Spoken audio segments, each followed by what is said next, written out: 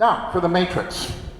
This gets kind of interesting, and we'll spend a little more time on this one.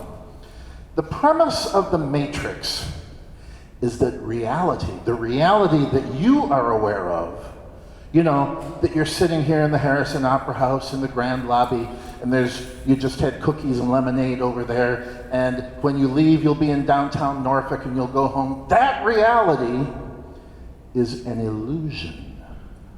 It's not real. That actually, a long time ago, a hostile race of alien robots conquered the human race and enslaved us. And actually, you and I are not here right now. We are inside these glass capsules, kind of like human pods, in which we are hooked up to the alien robot's computer, and that computer pipes dreamlike images of a fake reality into our brains as we sleep our lives away in a comatose state. And, you know, there are billions of these pods stacked in towers, all hooked up to the giant alien computer. Now, a few people, Keanu Reeves as Neo and Lawrence Fishburne as Morpheus, and a few other people have somehow broken free of this matrix.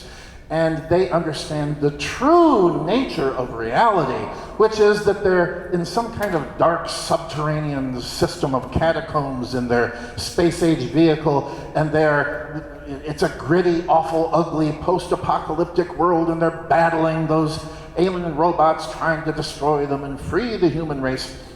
Reality is ugly and gritty, and they are tormented, while the rest of humanity sleeps endlessly in their complacent daydream of a fake reality. What does this have to do with the Flying Dutchman? All of the characters in this story, which takes place in a little fishing village on the coast of Norway, all the characters except for the Dutchman, and except for Zenta, the woman who redeems him, all of these people lead lives that they think have meaning and purpose. They think that they are content. But actually their lives are dull and repetitious and pointless. You know, we have Zenta's father, a seagoing captain named Dalant, and he has his happy crew of sailors. What do? They go out to the sea and catch fish. They come back to shore and eat the fish. Out to sea and catch the fish. Back to shore and eat the fish. And on and on and on. They don't realize how pointless and empty and vapid their lives are. The Dutchman, he knows. The Dutchman is tormented. The Dutchman exclaims on his ship, he says, "Vain hope, empty delusion, faith on earth is a thing of the past. It doesn't exist." He understands the tragic nature of our human lives. Only he understands, except not just he. You see, the Dutchman is unplugged from the Matrix. All these other people are living under the illusion that life has meaning. They are plugged into that Matrix in their comatose state. Zenta is the other person who has been fixated on the legend of the Dutchman ever since she was a young girl. She senses that there's something besides this empty, repetitive, dull village life. She is unplugged.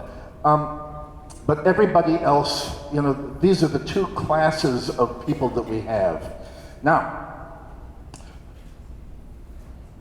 as such, the Dutchman and Zenta are very typical, they're prototypical literary figures of 19th century literary romanticism. You have to understand that every opera that Wagner wrote, virtually every opera, is a variation on a theme. All the heroes are cursed.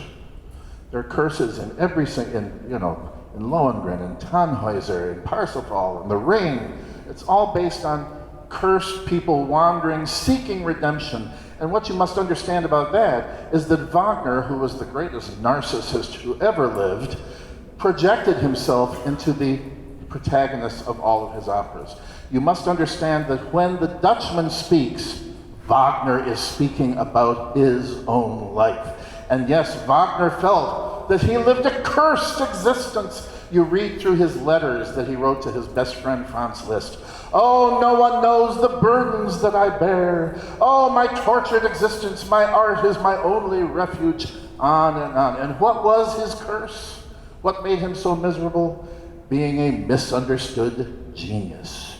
How dare people boo his operas? He was Wagner, for pity's sake.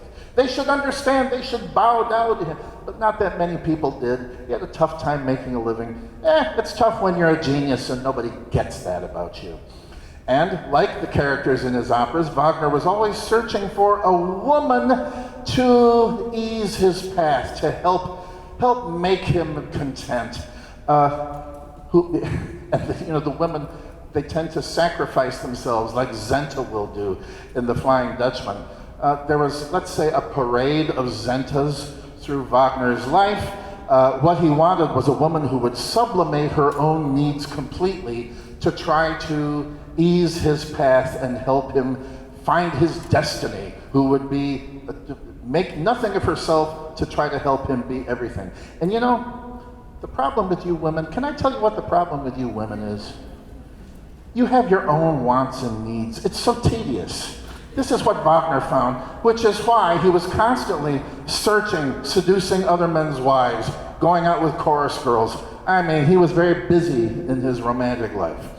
Now, this character of